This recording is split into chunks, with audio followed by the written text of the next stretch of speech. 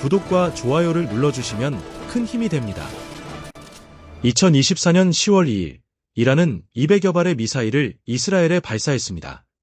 당시 이란 혁명수비대 사령관인 호세인 사미는 이란 방송에 나와 이렇게 말을 했습니다.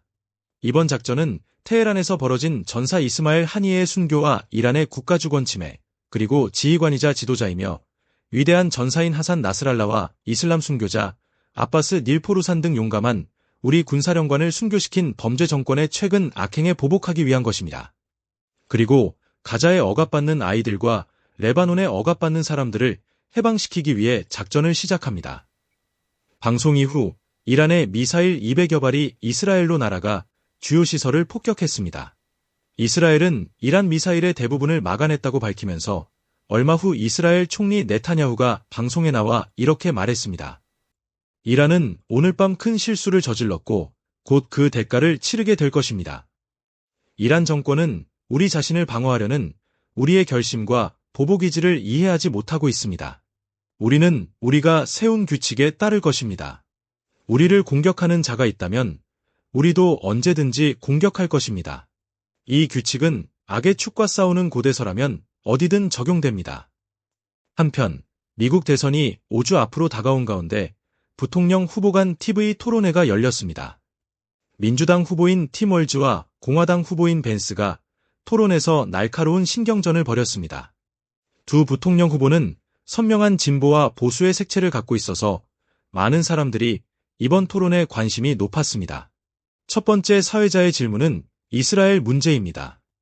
이란이 이스라엘을 탄도미사일로 대규모 공격했다는 뉴스가 전해졌습니다.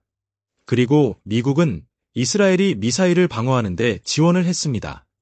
첫 번째 질문은 이스라엘이 이란을 선제 공격하는 것도 미국이 도와야 하느냐에 대한 것입니다.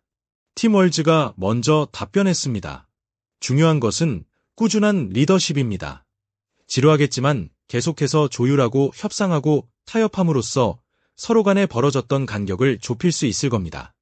몇 주 전의 토론에서도 전 세계가 지켜봤을 텐데요. 독재자들과의 친분을 과시하며 트럼프가 말하는 것은 지금 우리에게 필요하지 않습니다.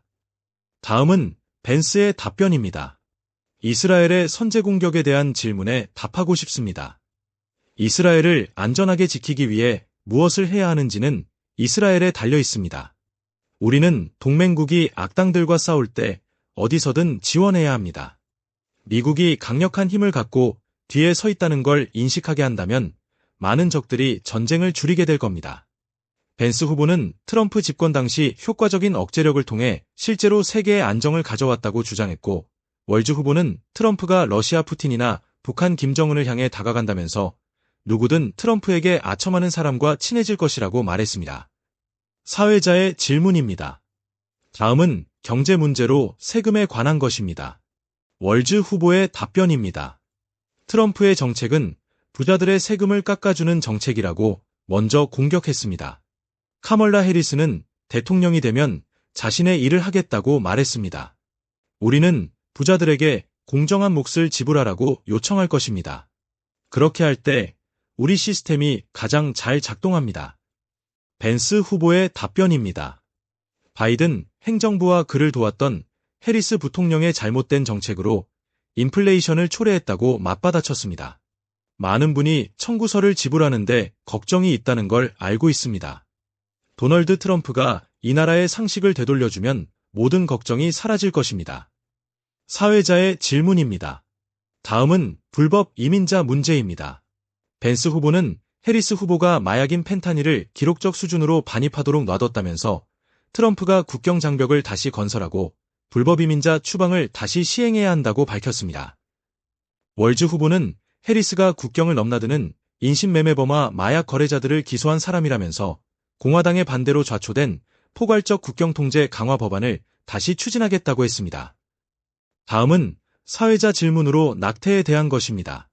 해리스는 여성의 권리라는 입장을 고수하고 있습니다. 팀 월즈의 답변입니다. 이것은 기본적인 인권입니다. 우리는 텍사스에서 산모 사망률이 전 세계 다른 많은 국가를 앞지르는 것을 목격했습니다. 이것은 의료 서비스에 관한 것입니다.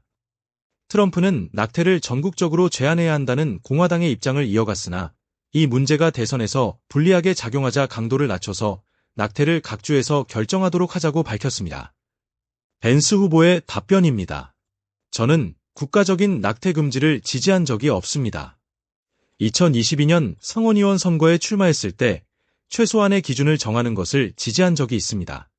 예를 들어 연방 차원에서 부분적인 낙태 금지 시행 같은 것 말입니다. 벤스 후보는 민주당이 낙태와 관련해 너무 급진적인 입장이라고 주장했는데 월즈 후보는 낙태에 찬성하는 것이 아니며 여성을 지지하는 것이라고 맞받았습니다. 사회자 질문입니다. 다음은 미국의 총기 규제 문제에 관한 것입니다. 이 질문에 대해 벤스는 학교의 보안을 강화해야 한다고 주장했고 월즈는 총기 규제가 근본적인 해법이라고 밝혔습니다. 이 과정에서 월즈 후보의 자녀가 총격 사건의 목격자라는 사실이 언급되자 벤스 후보가 유감을 표하며 위로하기도 했습니다. 장애 응원전도 펼쳐졌습니다. 바이든 대통령은 월즈 후보에 대해 자신이 오랫동안 알아왔던 강하고 원칙 있고 유능한 지도자를 미국이 보게 될 것이라고 덧붙였습니다. 트럼프는 벤스 후보에 대해 매우 성실하고 뛰어난 친구, 진정한 전사라며 응원했습니다. 미국 대선이 5주 앞으로 다가온 가운데 이번 부통령 토론은 처음이자 마지막이 될 것으로 보입니다.